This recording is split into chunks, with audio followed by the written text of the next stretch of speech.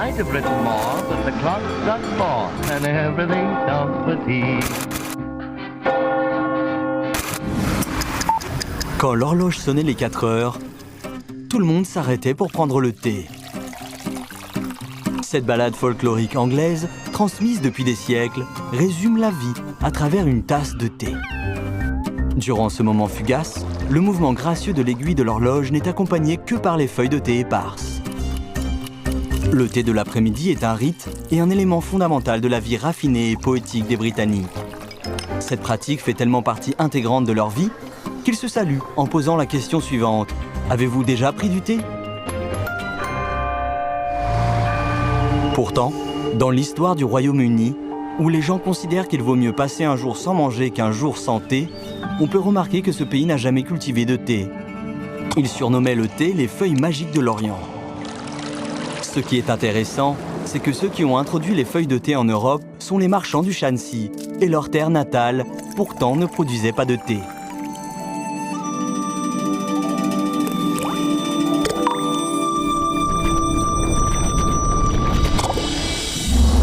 Pourquoi le commerce international du thé en Chine a-t-il commencé dans le Swansea qui ne produisait pas de thé du tout ?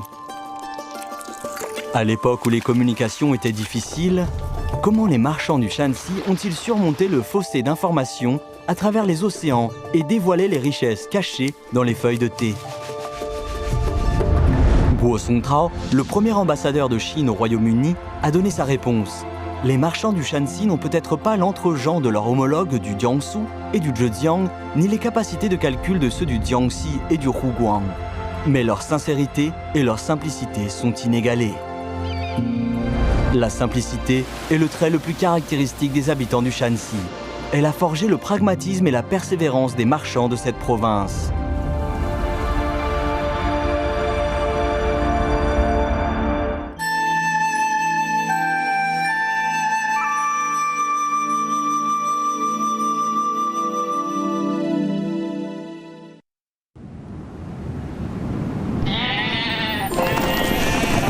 Dans la vaste steppe d'Ulgai, située dans la ligue de Silingol en Mongolie intérieure, Saihan, bergère, a acheté en ligne un ensemble de tasses de thé.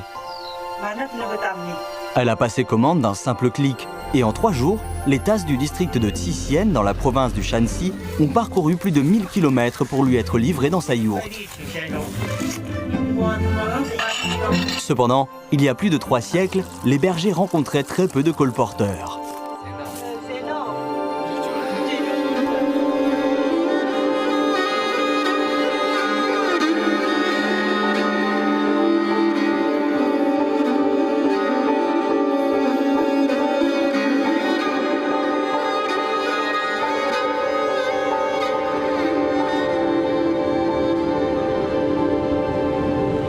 « 语言不通，地域阻隔，别说是了解用户需求，在地广人稀的草原上，想要找一个蒙古包都很困难。商人们只能是挑起担子，跑断2条腿，寻找蒙古包，上门交易，俗称货郎担，蒙语单门庆。在这些货郎担中，就有山西太谷商人王相清。En 1696, l'empereur Krongxi, 4e souverain de la dynastie Qing, s'est lancé dans une expédition vers l'ouest contre Galdan Boshuktu Khan. Le col de Shahu, dans le district de Yoyu, au Shanxi, servait de passage vital vers les steppes mongoles depuis l'intérieur du pays.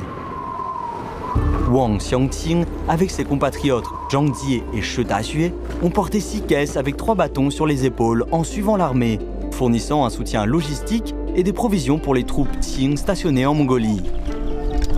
Tout en achetant du bétail et du fourrage aux bergers, ils ont découvert que malgré l'abondance de bétail et de fourrure, il y avait une grave pénurie de produits de base. Les articles d'usage courant dans la plaine centrale, comme la vaisselle, le tabac, le thé, les céréales, le coton, le sel et les produits en fer étaient très demandés. C'est ainsi que ces 3 marchands perspicaces du Shanxi se sont tournés vers les vastes steppes. Ils visitaient les yourtes pour livrer des marchandises à la porte des bergers. 它完全和我们现在想象的那种商业买卖是不一样的。它是记账，一货一货，冬天、秋天啊，把货就送到千家万户啊，然后到了来年的春天5月，草长莺飞的好季节啊，开始收帐，帐篷是敞开的。然后呢，这个副帐的那些这个蒙古族老乡啊，赶着他们的羊群，丝绸啊和多少只羊和几匹马，这个羊是几个牙的啊，多大的，这儿一喊，这一群啊赶过去，这一户的人家的帐就铺完了。Au printemps, un sac de sel était offert à crédit, et en automne, 2 moutons étaient rendus en guise de paiement. Les marchands du Shanxi, qui recherchaient des profits modestes tout en ayant un chiffre d'affaires élevé, défendaient des principes d'équité et fournissaient un service attentif à chaque transaction. Ils ont même appris la médecine pour soigner les bergers qui manquaient d'accès aux soins médicaux. 要说蒙语，要吸蒙礼，捉蒙福。你想，他在草原上给这个客人送各种商品的时候，他说的是蒙古话，啊，问好，三班孬啊，你好，你父母好吗？啊，你的孩子好吗？你的羊群好吗？你的马群好吗？你想一想，这样一个商人进来，他就像自己的亲戚。Il s'agit d'un manuel de traduction appartenant aux marchands du Shanxi, dans lequel les prononciations des mots mongols étaient annotées de caractères chinois. Le manuel comprend toutes sortes de mots, allant des légumes au jade en passant par les fourrures. Ces pages silencieuses racontent les histoires animées d'un commerce florissant. En commençant par de petites marchandises, les marchands du Shanxi ont élargi l'envergure de leur entreprise. Les colporteurs ambulants se sont transformés en caravanes de chariots et de chameaux. L'entreprise Dashenghui, créée par Wang Xiangqing, est devenue un géant commercial renommé dans les steppes. À son apogée, elle employait environ 7000 personnes et possédait près de 20 000 chameaux. Elle vendait un large éventail de produits, de la soie à l'ail.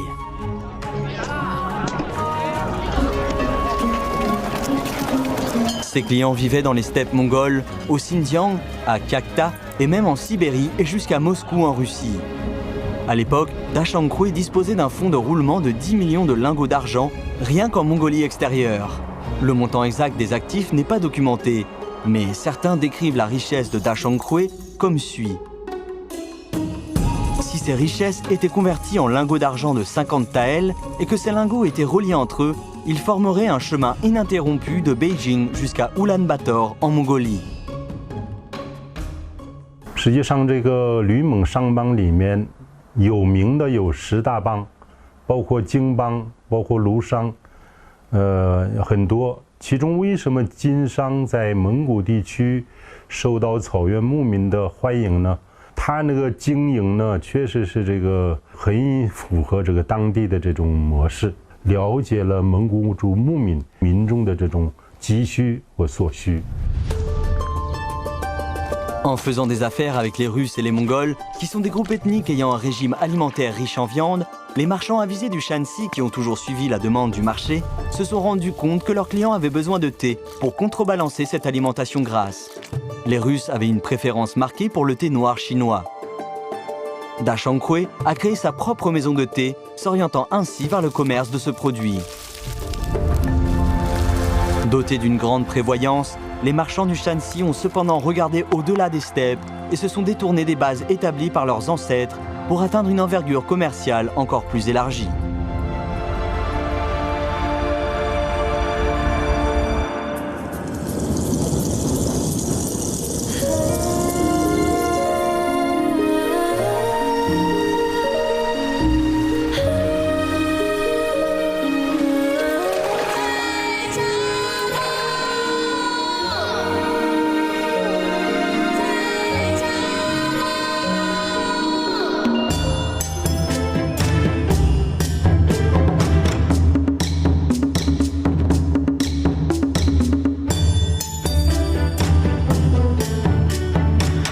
武夷山的春夏为茶而生，也为茶而忙。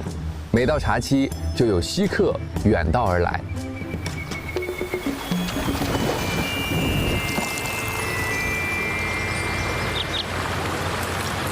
稀客，山西的西，本是当地人对山西商人的一种称呼，后来渐渐演变成了稀客，珍惜的稀，尊贵的客人。当时成群结队的山西商人来到武夷山采购茶叶，沉甸甸的银子被留下，茶叶则从夏梅村登船，乘着竹筏西进北上，走过急流险滩，走过戈壁荒原，飘着中国香味的茶，最终被送到了欧洲人的餐桌。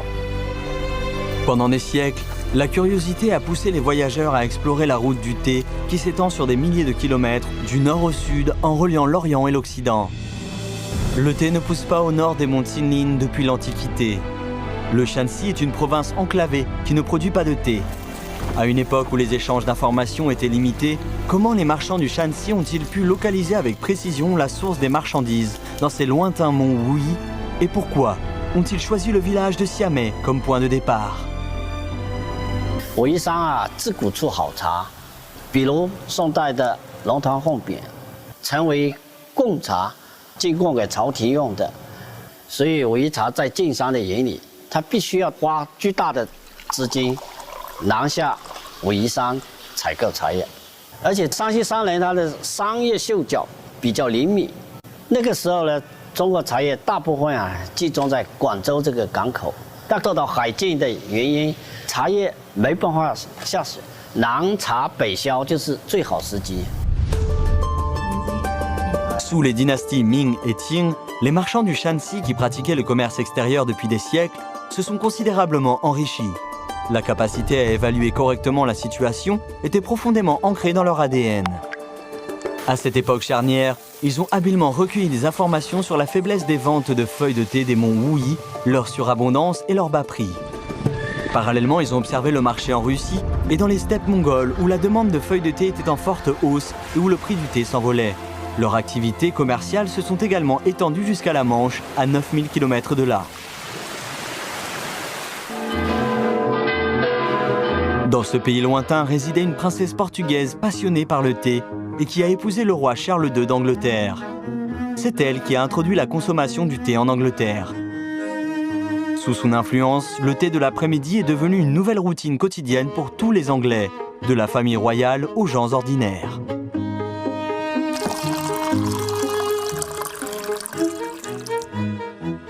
Au XVIIe, XVIIIe siècle, c'était vraiment dans la classe sociale élevée européenne. Et surtout après, pendant le XVIIIe siècle, en 1722, plus de la moitié, c'est-à-dire 56% des importations de l'Angleterre étaient du thé, en fait. Et au milieu du XVIIIe siècle, il y avait 12 millions de pounds, donc de l'unité de mesure anglais, de thé qui étaient importés chaque année. Donc c'est vraiment un chiffre énorme. Pragmatiques et prévoyants, les marchands du Shanxi ont pris une nouvelle décision stratégique qui était à la fois résolue et visionnaire. En 1755, Chong Wanda, qui était un marchand du Shanxi, s'est rendu jusqu'au mont Wuyi afin d'y acquérir des terrains sur les collines. Il y a fait construire des plantations de thé, marquant ainsi la naissance d'une entreprise prospère de culture de cette marchandise. 你们看，现在村子的后面有一些山啊，那这些山呢，在过去都是一些原始植被了，甚至是荒凉的。那山西商人他看中了这个资源，就在这里开辟成茶园，跟当地的茶商啊进行了资本的融合、技术的融合，包括贸易资源的整合。茶厂、街市上的一些店铺，包括老字号的包装经营，一条龙式的。 En achetant des terrains sur les collines pour construire des plantations de thé et en installant des boutiques pour augmenter leur stock, ils se sont logiquement trouvés entraînés dans la construction d'ateliers et d'entrepôts de thé. Un petit village s'est ainsi rapidement transformé en un marché de thé très animé. Pour permettre aux radeaux de bambou et aux bateaux d'entrer dans le village, les cours d'eau qui serpentaient à travers ce dernier ont été transformés en canaux. Le petit ruisseau Tangxi, d'une longueur modeste de 900 mètres, abritait fièrement 9 postes d'amarrage. Pendant la saison des récoltes, les feuilles de thé cueillies étaient transformées en thé fermenté. Le thé était ensuite transporté par bateau sur terre et à dos de chameau jusqu'à Kiata et à Altambulag Mai Mai Chang, à plus de 3500 km de là, avant d'être acheminé jusqu'au cœur de la Russie et d'autres pays européens. Comme le dit un dicton chinois, les 7 choses essentielles dans la vie sont le bois de chauffage, le riz, l'huile, le sel, la sauce soja, le vinaigre et le thé. Pourtant, ces marchands du Shanxi ont transformé ce dernier, qui se trouve à la fin de cette liste, en une monnaie forte. À l'époque, les Russes et les Mongols avaient un goût particulier pour les briques de thé vendues par les marchands du Shanxi. Ils les adoptaient même comme monnaie d'échange. Expert en études mongoles, le savant russe A.M. Pozniv a ainsi écrit dans son journal « La Mongolie et les Mongols, le coût du logement et de la nourriture d'une nuitée et d'une brique de thé, équivalent à 60-65 kopecks d'argent, et une botte de foin est vendue pour 2 briques de thé. Les marchands de bois vendent annuellement leur stock pour une valeur de 300 à 600 boîtes de briques de thé.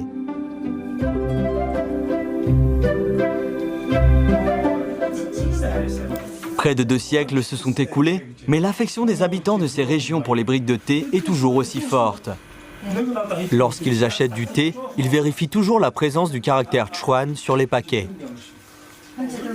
好多牧民呢，因为不会汉语，他看到这个砖茶的时候，他首先要找这个3道杠川字，他把这个川字牌茶叶就称作鸟爪子茶。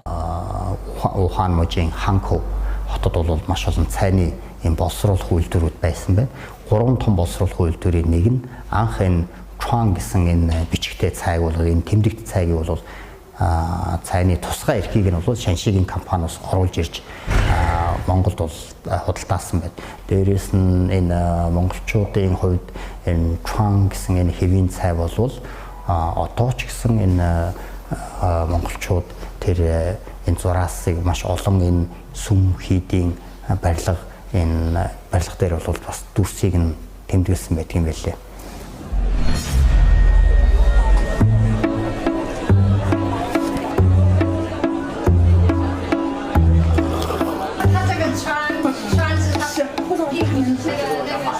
那么这个川字它是怎么由来的呢？有2种说法，一个说法是比较有名的山西商人瞿东海，那么瞿东海在自己的家族里面排行川字辈。另一个说法呢，杨楼洞这个地方有3条泉水，食人泉、观音泉和凉阴泉。那么我们现在所处的呢就是观音泉，观音泉这个泉水呢就是其中中间的一条树。 喝茶的人都知道，好山好水出好茶，好水是制茶的关键之一。这是一块清代时期由晋商出资支持杨楼洞本地老百姓修葺观音泉的一块纪念石碑啊。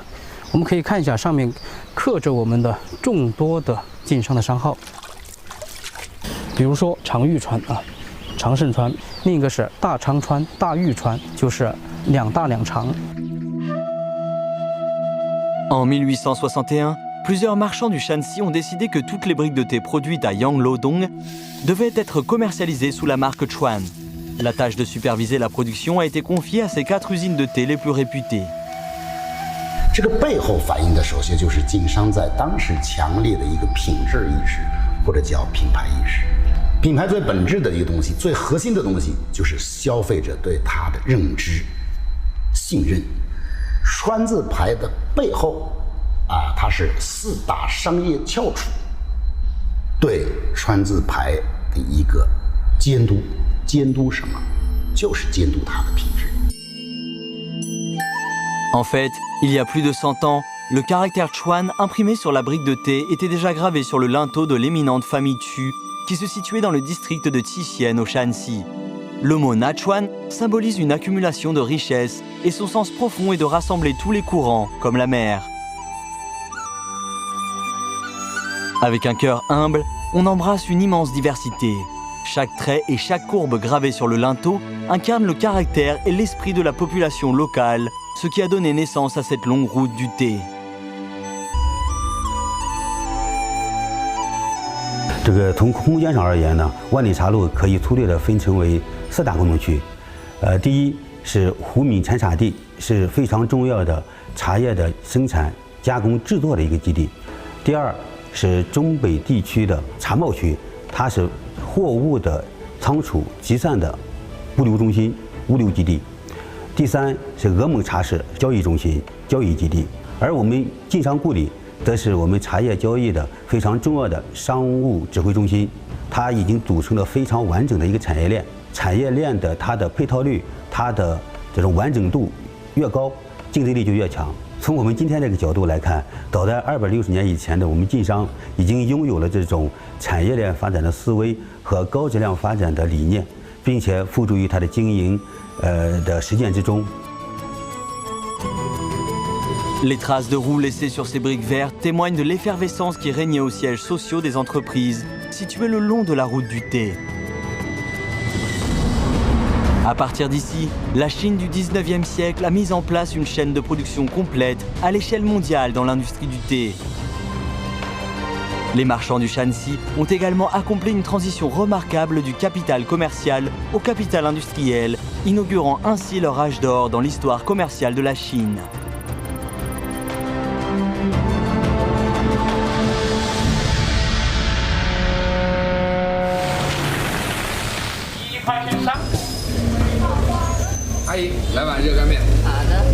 À Wuhan, on commence la journée avec un bol de nouilles, zheganmian. Ces nouilles peuvent être accompagnées de doupi, d'un beignet ou d'une galette frite avec des shaomai.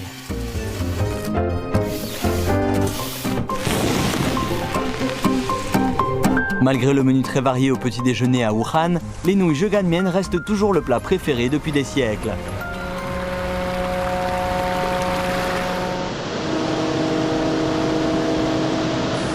La tradition du petit déjeuner à Wuhan trouve son origine sur les quais du fleuve Changjiang.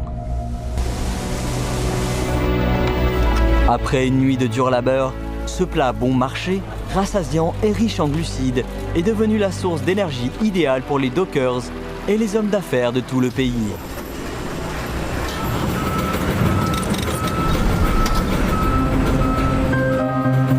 武汉素有东方茶港之称，因为这里曾是万里茶道上最大的集散地。19世纪中叶，中国对俄茶叶出口量剧增，但跨国贸易意味着更遥远的距离、更强大的运力、更先进的保鲜方式。今天有了多式联运、中欧班列，这样一箱20-30吨的茶叶运往俄罗斯10多天就能到达。而当年茶货在武汉中转上船，再船转车，车转驼，辗转数月才能运抵中俄边境。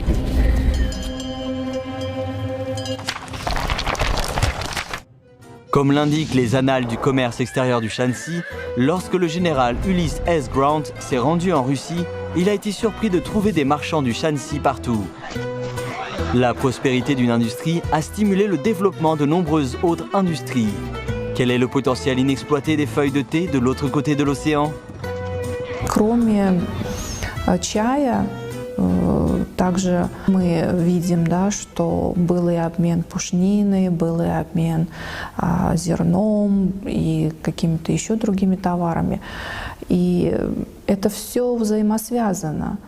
北上呢，主要是以茶叶为主，南方的丝绸、布匹、中原的粮食运到恰开图以后，这个骆驼队它必须要计算成本，那么又从俄罗斯、西伯利亚买来的这些毛皮，后期的欧洲的工业品，两边来都有货物，它实现了它的利润最大化。 La myriade d'itinéraires auxiliaires et secondaires sur la route du thé, tout comme sur les routes des céréales, des médicaments, de la fourrure, du bétail, du sel, du tissu et des marchandises générales, ont généré d'importantes répercussions industrielles. Les secteurs de la plantation et de la transformation du thé, dans les régions productrices, ont tous prospéré. Il en est allé de même pour les transports terrestres et fluviaux le long des routes, l'industrie en Sibérie, ainsi que pour les diverses catégories commerciales des villes situées le long des routes. 万里茶道兴起的时期正好是这个丝绸之路衰落时期，空间上有这个重叠，时间上它应该是有接替的。贸易运输来看呢，它就是接替了原来东西向的丝绸之路的这一条商贸的它的所有功能。因为这个万里茶道从茶园地到这个消费地，整个这个运输线路它是呈网状式的这个分布，各类信息还有资金，包括文化这些都沿着这样一个网络呢，很好的流动起来，流动到国外，它就加入了这个国际的大的市场里面，就把中国的这个经济纳入了世界贸易体系当中去，促进了中国加入世界这个全球化一体化的一个进程。Le flux continu de population, de marchandises, de capitaux et d'informations a stimulé le développement de 29 villes dans 7 provinces, le long de la route du thé, et même un développement sur le continent eurasien. Cette artère transcontinentale séculaire a fonctionné comme un mécanisme incessant, donnant naissance à d'innombrables secteurs florissants.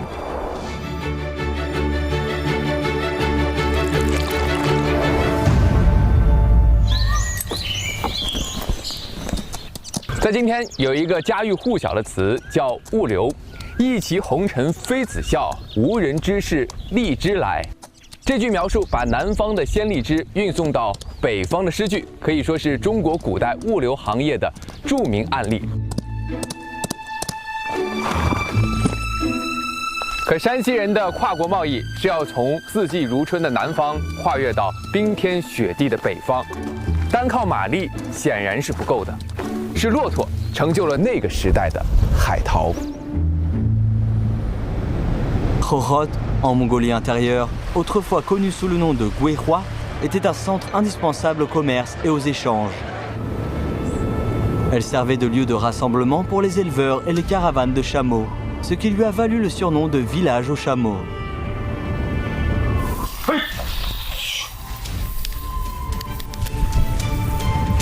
Lorsque la route du thé était à son apogée, 200 000 chameaux étaient élevés ici. Les habitants du Shanxi ont joué un rôle majeur parmi les éleveurs de chameaux de ce village. Certains ont réussi à se bâtir une fortune en tirant des chameaux avant de progressivement développer leur propre entreprise. D'autres, animés par une détermination inébranlable, sont passés de chameliers à éleveurs de chameaux, ces derniers étant aussi importants que les commerçants de thé.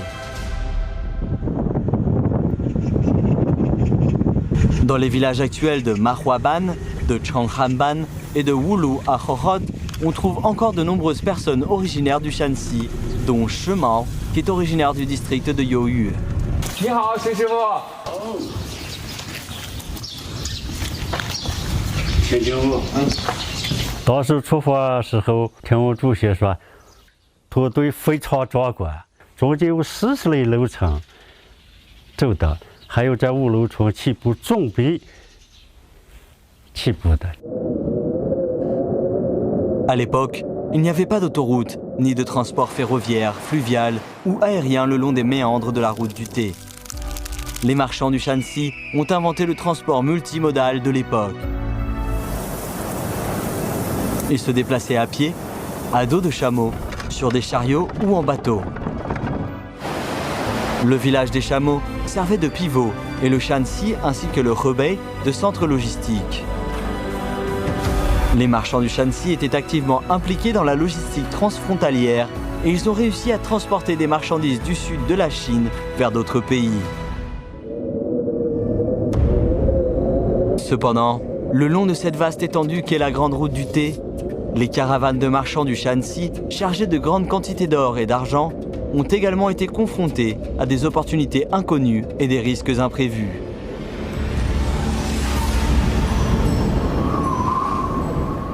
拉骆驼的样式吧，是最苦的样式了。从起走了，甚至秋天和冬天上能回来了。都是一群一群的拉，危险了嘛，着了急，脚土灰就掉了嘛。 自古商道是险道，土匪强盗七灾八难。面对这个生死攸关的难题，能不能找到一个务实的破题之道？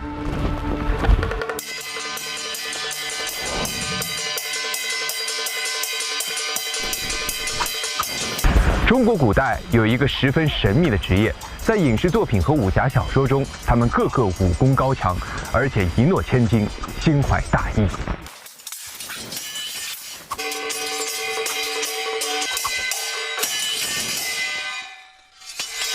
这个传奇职业镖师，他的鼻祖就是张黑武，他曾是乾隆皇帝的武术老师。这个武功盖世的山西汉子，因为脸黑，兄弟排行老五，所以人称神拳无敌张黑武。大唐土匪，金刚接镖。 De nombreux maîtres d'arts martiaux étaient engagés à prix d'or pour escorter l'argent et les biens importants, ce qui a donné naissance à une industrie chinoise de protection des biens et des personnes le long de la grande route du thé. L'agence chargée d'organiser cette protection est ainsi devenue une partie intégrante du monde commercial des marchands du Shanxi. 晋商的务实经营体现的一个重要方面就是行动力。晋商去开拓万里茶路，一开始他们是去收购成品茶的，搞长途贩运。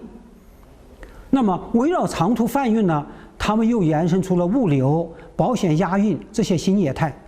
到后来呢，他们就自己买茶山、种茶树、制茶叶，创造品牌，就是从商品的流通领域进入到了商品的生产领域。他们不仅能够在各个历史时期去发现机遇窗口，发现各个地区的潜力和优势，而且呢，能马上付诸行动，一步一步去落实。晋商全方位的成功和他们的这种独行务实、这种人格素质是密切相关的。Ayant les pieds sur terre, ils accumulaient leurs richesses petit à petit au début de leur activité. Ils ont ensuite saisi les opportunités qui se présentaient à eux et ont créé des chaînes industrielles transfrontalières. Plus tard, ils ont inauguré leur âge d'or lorsqu'ils se sont engagés dans diverses industries. Le réseau commercial des marchands du Shanxi est devenu de plus en plus perceptible sur ce paysage d'affaires en constante évolution.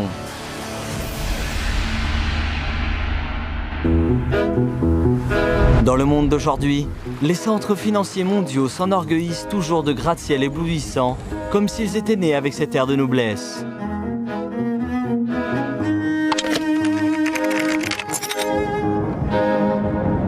En comparaison avec eux, cette cour sans prétention est souvent considérée comme l'ancêtre campagnard de l'industrie bancaire chinoise.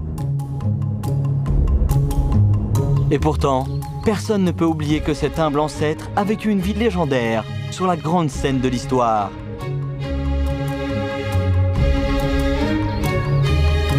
Car il a été celui qui a tenu les rênes de la finance chinoise.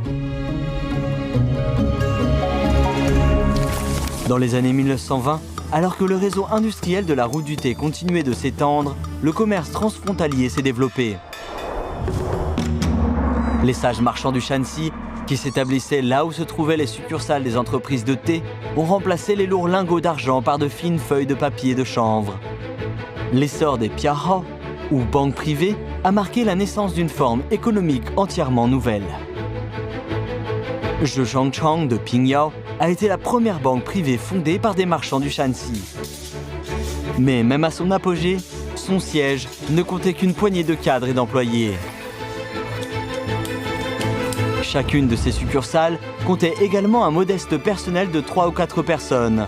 Pourtant, 43 banques privées de ce type ont été créées par des marchands du Shanxi et elles contrôlaient 80% des flux de capitaux du pays.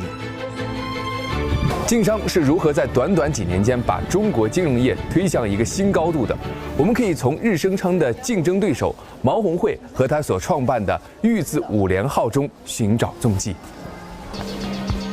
Mao Honghui et Lei Lutai, le fondateur de Zheshangchang, étaient à l'origine des partenaires commerciaux.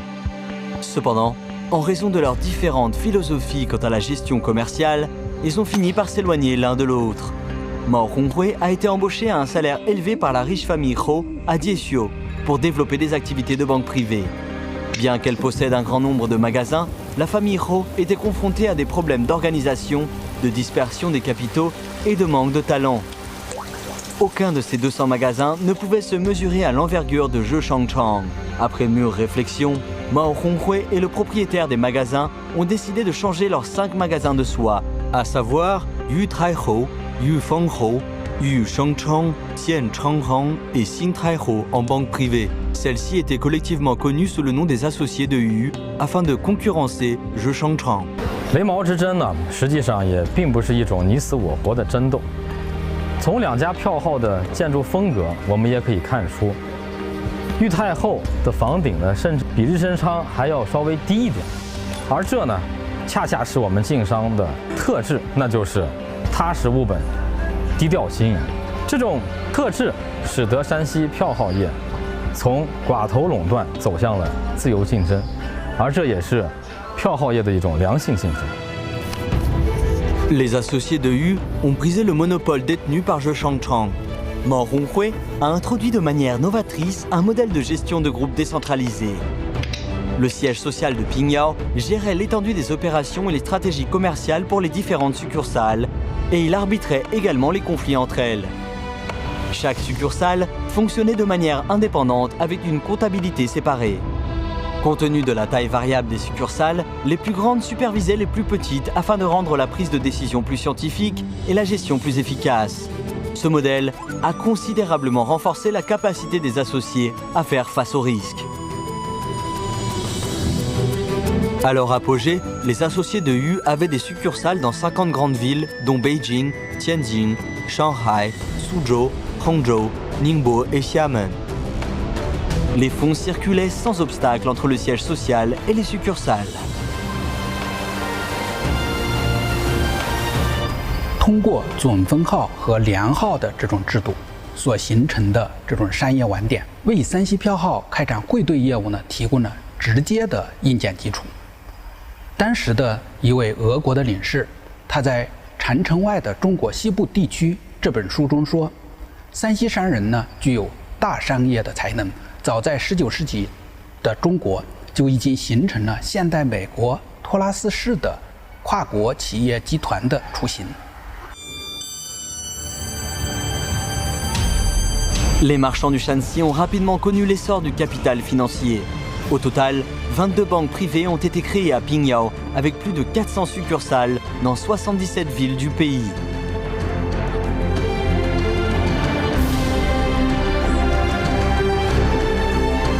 Elles avaient même des succursales en Russie, au Japon et en Corée. Elles ont connecté les réseaux du commerce et de la finance par l'intermédiaire d'un colosse financier qui reliait le monde entier. Le capital financier et le capital industriel s'entremêlaient profondément. Les marchands du Shanxi ont réussi à bâtir un magnifique empire commercial.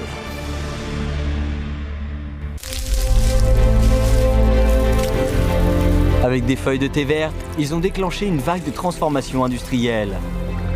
Avec le tintement des cloches de chameau, ils se sont frayés un chemin sur l'artère commerciale du siècle reliant la Chine au reste du monde. En faisant rebondir les bouliers, ils sont devenus les pionniers de l'industrie financière. En jetant un coup d'œil sur ce grand empire commercial fondé par ce groupe légendaire des marchands du Shanxi, nous pouvons voir que leurs empreintes sont profondément imprimées sur la route des nouvelles explorations commerciales. Il s'agit d'une merveille commerciale née de l'accumulation de petits progrès, et cela constitue un héritage national précieux, incarnant le pragmatisme, la sagesse, l'évaluation correcte des différentes situations et la capacité à prendre de bonnes décisions. À travers les siècles, ils ont connu des hauts et des bas. Ils nous ont laissé un héritage profond, mais ils n'ont jamais disparu. Les souvenirs et les traces qu'ils ont laissés se retrouvent encore dans tous les aspects de notre vie.